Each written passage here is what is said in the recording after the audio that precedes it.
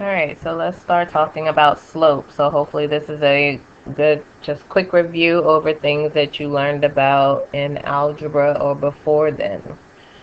So there are four types of slope. You have a positive slope, so that's when the line looking from left to right looks like it's going up. A negative slope going from left to right looks like it's going down. The zero slope is when it's a straight horizontal line.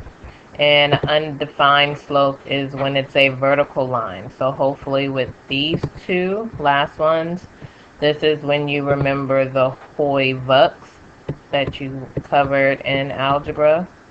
So Hoy-Vux.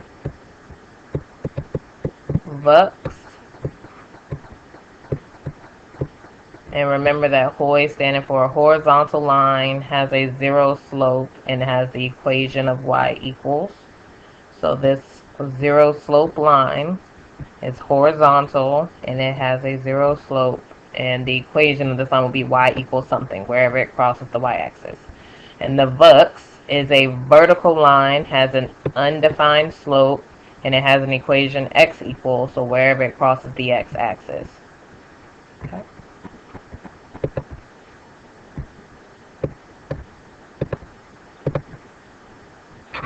Alrighty, so let's go on to how do we find slope from a graph.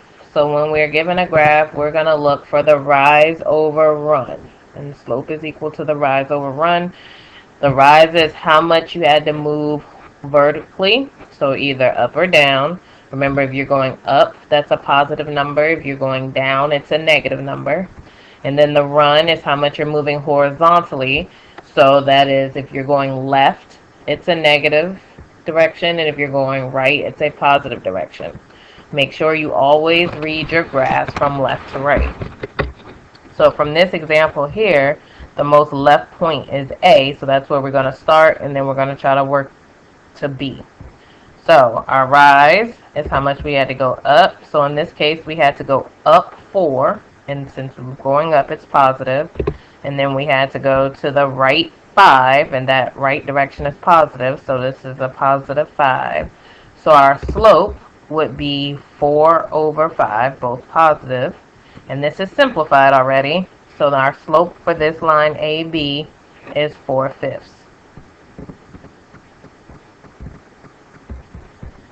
Okay. And then so just a review on how to find slope when we're given an ordered pair. You're going to use that formula y1 minus y sub 2 divided by x of 1 minus x of 2. Now remember, this could be y2 minus y sub 1 over x2 minus x of 1. Remember, it doesn't matter which order which order you use for the ordered pairs to put into the formula. Just remember that you're consistent.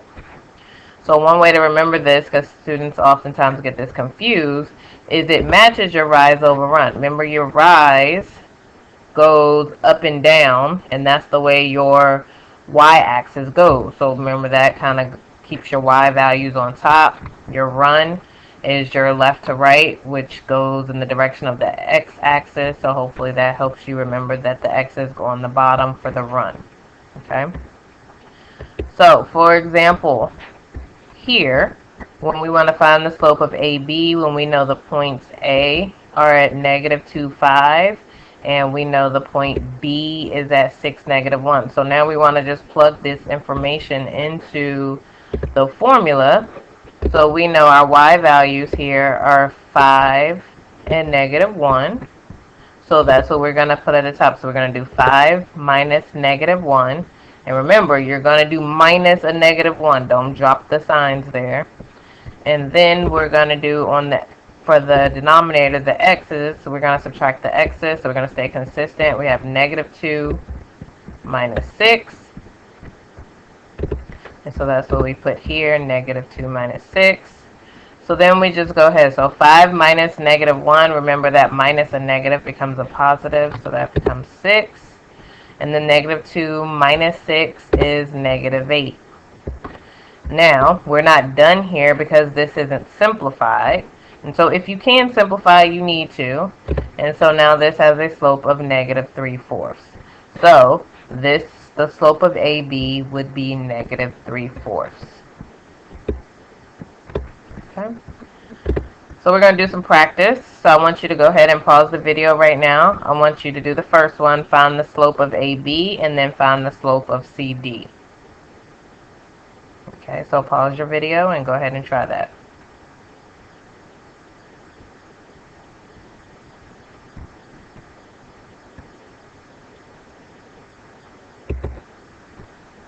Alright, so your slope of AB ends up being 3/4 positive. Remember, if you got a negative over a negative, that makes a positive number. So the slope of AB is 3/4. So now find the slope of CD. We did 0 minus 3 over negative 1 minus 3. And we end up with a slope again of 3/4. So the slope of AB and the slope of CD here are 3/4. Okay? Alright, so now you try example 2. Find your slopes of AB and CD. Alright, so the slope of AB is 2/5, and the slope of CD is negative 5/2. Okay, and so remember, it doesn't matter where the one negative sign goes. If you put it in the numerator, denominator, you just match it up with the fraction bar. It all means negative 5/2. Okay? Alright. Alright, so now we're going to talk about parallel lines. And parallel lines, remember, are lines that don't touch. So in this case right now, we want to find, we know that line A and the line B are parallel. So I want you to go ahead and identify the slope of line A and B. So remember, we're going to do our rise. And we're going up over our run. Okay? Alright, so our rise here was 6. And our run was a positive 4. So our slope would be rise over 6 over 4. Remember, that isn't simplified, so we can simplify this by 2. And we can get 3/2. So the slope of line A is 3/2. So now let's find the slope of line B. So again, we're going to draw on our lines. We're going to do our slope rise over run. So we had to go up 3. So our rise is 3. And our run is a positive 2. So the slope of line B rise is 3 over run of 2. And that doesn't need to be simplified. So the slope of line B is 3/2. Now we know A and B are parallel because it told us. So now what do we know? We know that parallel lines have slopes that are the same. So if you can identify the same slope, you know those two lines are going to be parallel to each other. Okay? Alright, so now let's discuss perpendicular lines. And they say perpendicular lines have slopes that are what? And so that's what we're going to find out. And so in this picture, we know that perpendicular means that the two lines intersect at a 90-degree angle. And so we want to figure out, well, what's the relationship between their slopes? So here's line A, and here's line B, and let's find the slope of each one of those. Alright, so for line A, we can see that to find our slope, we had to rise 4 in the positive direction and then run 5. So the slope of line A would be 4/5. And this doesn't need to be simplified, so we know that's 4/5. And then we're going to do the same thing to find the slope of line B. But make sure when you are looking at line B, hopefully you can tell that that's a negative line. That's a negative slope line. So whatever it is, make sure your final answer is a negative number. Okay, so in order to do that, we're going to draw our rise over run lines. Alright, so for us to do that, we have our rise over run. So this time our rise direction kind of went down.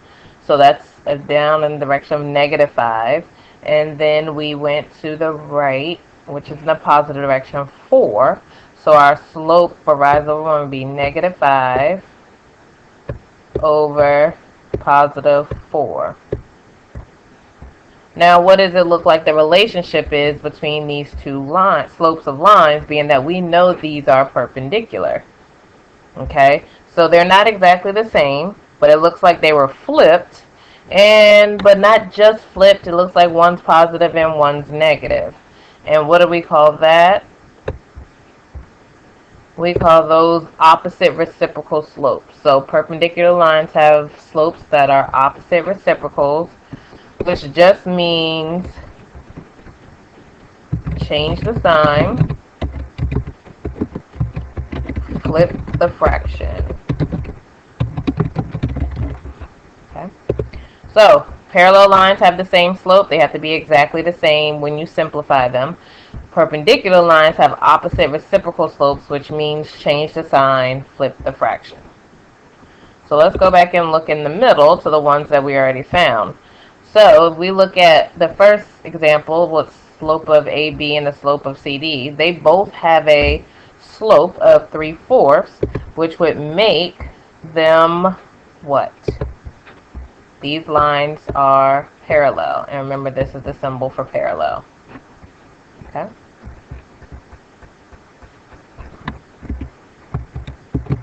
Just in case you didn't know, that's what that means. So that is parallel here. But make sure you notice that when you see that symbol, that's what that means. Okay? And then if we look at the second one, we have 2/5 and then we have -5/2. So we see that these fractions have been changed a sign and they have been flipped. So those are perpendicular to each other because they are opposite reciprocals. So these lines are perpendicular. Remember, that's the symbol for perpendicular. And just so you know what we're talking about, these are perpendicular. Okay? Alright, so that's the end of that one. Make sure you glue this into your spiral notebooks.